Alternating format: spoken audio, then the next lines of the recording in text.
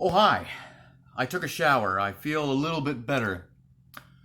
But seeing men was a very traumatizing experience. I use the word loosely. You get people like, yeah, you don't know what trauma is. Okay, I'm just saying, as far as watching a movie, I've never seen a movie affect me in that way before. Not to this extreme. I was disgusted and revolted, not by the quality of the film, mind you, but disturbed, very very disturbed.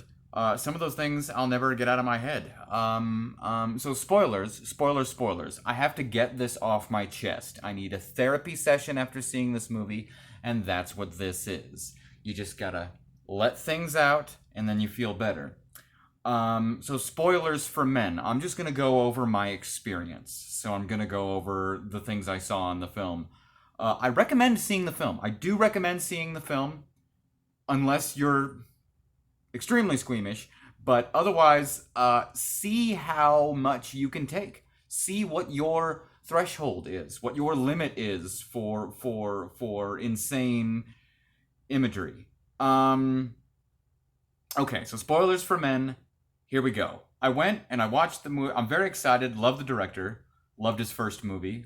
I think Annihilation, his second film, is the greatest science fiction film ever made. I really do. It's amazing, especially that ending. In this movie, I was looking forward to. I'm not a big fan of the horror genre. I wouldn't call it a horror at all. I would call it a suspense thriller. Absolutely. It's full of body horror, but uh,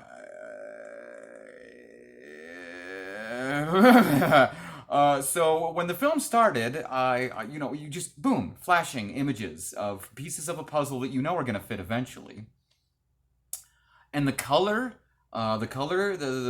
beautiful colors, the imagery, the cinematography, absolutely fantastic.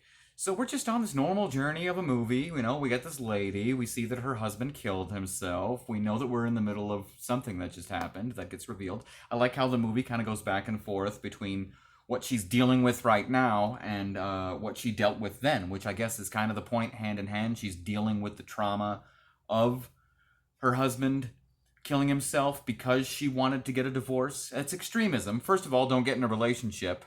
They never end well. Be content with being alone. That's the only way you'll ever be happy. And second of all, if someone wants to break up with you, even if you're married, don't kill yourself or even threaten to, because, yeah, they keep putting it on her like it's her fault. But it's not. And then we meet this actor who plays multiple characters, which I'm thinking is one character. I mean, yeah, yeah, he was great, and then this movie just unravels of her being paranoid about this one creepy naked guy. We got a creepy naked guy who just throughout the film ends up looking more and more creepy. First, he's just weird, that yellow bastard from Sin City looking, and he's naked. And then he shows up in her yard, and then all of a sudden he's got cuts and scrapes. And then when they release him out of jail, he's got plants on his forehead, and he's cutting himself even more. He's got sticks coming out of him, and I'm like, this is really disturbing. The last time we see him, it's really disturbing. And then you get the priest and the kid who's just a little punk, and then the priest guy who just turns into a complete a-hole when he's like, oh, well, I mean, obviously it was your fault. I mean, you should have given him a chance to apologize. I'm cracking up, and he's like, men hit women. I mean, that's just part of the deal. I mean, we're going to hit you every once in a while, and that's not a capital offense. That's just part of the deal. I'm like, man, this guy, she can't get any. I'm trying to wrap my mind around what this movie is supposed to represent. I get here and there. It's dealing with trauma. It's dealing with guilt. It's dealing with loss. And first and foremost, it's dealing with gender roles in society. Very much so.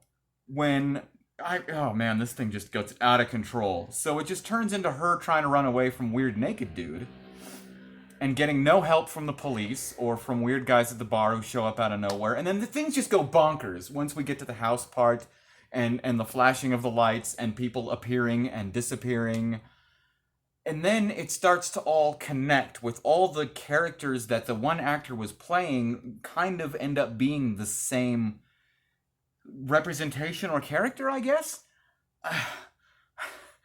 But when he's sticking his hand through the mail slot of her door, she stabs him in the arm, which was a fantastic effect, which I believe was practical. But the way it kind of poked out a little bit, and then she had to stab again to get it through all the way. That was probably the most realistic stab through an arm I've ever seen. And then he goes to pull his arm back through the thing with the knife still, and then it starts to... And that's when I was like, please, I don't want to see this. But it lingers. It makes you watch it. It lingers until all the way, and his arm is split in two. And I'm like, well, that's horrific. And then we see the other one. We see the kid in the kitchen, right? I'm like so traumatized. I can't even. We see the kid in the kitchen, and he's like, hey, and he's playing with the dead bird and the mask. And now he's got the weird split hand, and I'm like, this is horrific. I don't want to look at that anymore. And she runs away from him. Are we still playing hide and seek? I don't know. And I did want to mention, backtracking a little bit, when she's having that conversation with the priest, I noticed when the movie first started and you see her husband falling, the look on his face, I was like, that is not the look of someone who's killing themselves. It's just not. Like, especially if he's doing it to spite her, he would have had some kind of, like, I don't think that split second of falling is enough time to experience regret. So that look in his face seemed to be like, I'm not killing myself. Oh no, I fell. So when she reveals to the priest that what happened was, is he went upstairs, busted in the neighbor's house to get to their balcony because he wanted to climb down to get back into their apartment after she kicked him out. All this adds up if you've ever been in a relationship. This is how arguments go. Don't get in a relationship. This is how they end. And then I guess he slipped from their balcony, fell and died. And then she's thinking, but did he jump? Did he kill himself? Or did he slip? But judging from the look on his face, I personally got the impression that he slipped. That he did not mean to fall, that he was not killing himself. Anyway, he died. So when we get back to the house, we get the kid is gone, and then she goes upstairs, and now here's the priest invading her, and he perfectly sums up what I think one of the things the movie was trying to say about men and their relationship with women, and how, straight men and women, excuse me, but how to a man, a woman has all the power, because a man wants woman. I want woman, I want what you got, and if I can't have it, it's going to drive me crazy, and that's the power you have over men. I get it. Cool. And he's washing his half hands. Ugh. And then he tries to violate her, I guess, and she's like, I'm not having that, stabs him. Let's move on from that. Okay, great. And then she sees other dude, she hits him with the car, she's running away. Was this all in her head? Was this all a representation of her grief and her guilt? Like she blames herself whether or not it's her fault? Because then when the movie, the ending of this movie, creepy naked dude all of a sudden has like a Green Knight Treebeard face, and then his ankle breaks, and I'm like, why am I watching this? And then he's like, oh, look at this, and his belly, and then I have to watch a close up of a man being born out of another man right under his privates. They did not shy away from anything. The only thing that got me through it, both the hand and the was for a split second, a couple of times, I'm like, oh, that's clearly CG, which thank goodness, because it was able to make me go, it's not real. I mean, I know that movies aren't real, but oh my gosh. But for the most part, it was some fantastic CG, actually. So then he gives birth to a grown man who then, we gotta watch it all over again. He gives birth to a grown man. And then we gotta watch it all over again. And then, talk about a foot in your mouth. I'm never gonna complain about throwing up ever again. And then another man comes out of the dude's mouth, and then he gives birth. I don't even know how many there was. I'm still in shock. And then of course, eventually, the last one is her husband. Right, okay, we get it. I was expecting to see him, and then the whole point at the end, I guess, she's like, dude, what do you want from me? And he's like, oh, your love. The end. I was like, what? And then her friend shows up with a pregnant belly, and I'm like, I am not ready for bellies yet, ever again. No, I'll never look at a pregnant person the same way ever again, period.